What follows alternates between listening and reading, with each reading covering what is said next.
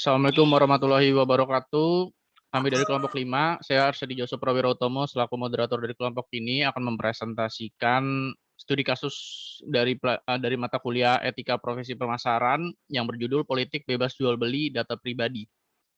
Saya akan mengenalkan anggota-anggota saya. Yang pertama ada Andi Raihan Alkatara. Untuk Andi Raihan, dipersilahkan. Perkenalkan, nama saya Andi Raihan Alkatara dari kelompok 5. Selanjutnya ada Elsa Rina Permatasari. Untuk Elsa, dipersilahkan. Perkenalkan, nama saya Sarina Permatasari dari kelompok 5 kelas 03. Selanjutnya ada Fauzan Helmi Gumilar. Untuk Fauzan, dipersilahkan. Ya, perkenalkan, nama saya Fauzan Helmi dari kelompok 5 kelas 03. Selanjutnya ada Ibrahim Aziz Asmi Harja. Untuk Ibrahim, dipersilakan. Perkenalkan, nama saya Ibrahim Aziz Asmi Harja dari kelompok 5 kelas 03. Dan yang terakhir ada Ripka Ruth Nirwana Sinaga. Untuk Ripka, dipersilakan. Perkenalkan, nama saya Ripka Ruth Nirwana Sinaga dari kelompok 5 kelas 03. Ya, slide selanjutnya. Oke, untuk situation analysis akan saya presentasikan. Oke. Situation analysis yang pertama ada Media Kompas mengemukakan hasil investigasi mereka menemukan praktik jual beli data nasabah di kalangan tenaga pemasaran atau kartu kredit dengan harga yang bervariasi. Data yang dijual antara lain nama, alamat, nama orang tua, informasi gaji, dan kemampuan finansial dari nasabah. Untuk poin selanjutnya, Elsa dipersilakan mempresentasikan materinya. Poin 3, harga yang ditawarkan mulai dari angka Rp300 hingga Rp50.000 per data. Harga tersebut dilihat dari seberapa lengkap informasi diri yang ditawarkan. Jika semakin banyak data yang disediakan, maka harganya juga naik. Bahkan di internet, harganya bisa lebih murah, yakni dari harga Rp0,1 sampai Rp16 per datanya. Poin terakhir, menurut pernyataan salah satu koordinator pemasaran kartu kredit yang berinisial JS, dia mengatakan bahwa praktik penjualan data nasabah ini sudah sangat lumrah dilakukan. Bahkan dia juga mengatakan dia dan anak buahnya memberikan komisi sebesar Rp50.000 kepada karyawan bank untuk setiap data yang disetujui pengajuan kreditnya oleh bank.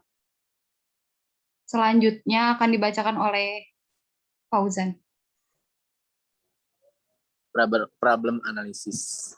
Poin pertama, penjualan data pribadi milik para nasabah yang dilakukan oleh pihak tenaga pemasaran bank sangatlah meresahkan. Hal ini memberikan dampak yang sangat buruk kepada nasabah. Poin kedua, tenaga kerja internal perbankan menjual data pribadi para nasabahnya ke pihak yang ingin memanfaatkan data tersebut untuk kepentingannya masing-masing. Dan poin terakhir, salah satu dampak yang dirasakan oleh nasabah adalah adanya pihak perbankan lain yang mempromosikan kartu kredit secara sembarangan. Next.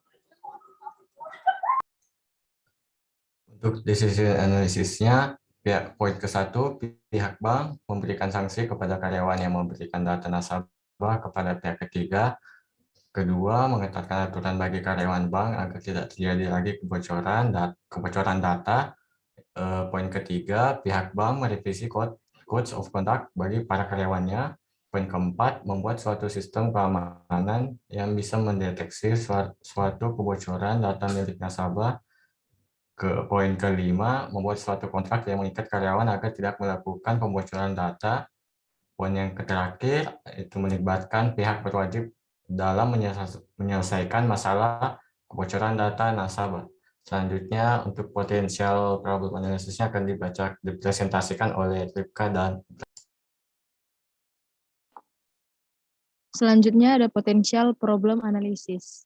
Yang pertama, pihak bank seharusnya mengetatkan peraturan yang berlaku di dalam perusahaannya.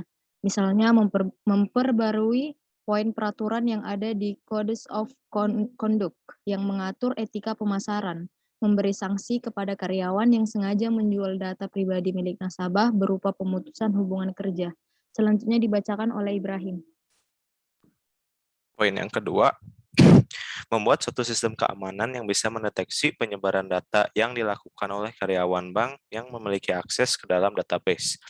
Hal ini bisa memperkecil gerak karyawan yang berniat untuk memberikan data pribadi nasabah kepada pihak yang membutuhkan data tersebut untuk disalahgunakan. Untuk poin yang terakhir, memberi imbauan kepada tenaga pemasar kredit agar tidak menggunakan data-data yang berasal dari pihak ketiga, karena akan menimbulkan suatu masalah yang dapat mencoreng citra perusahaan perbankan.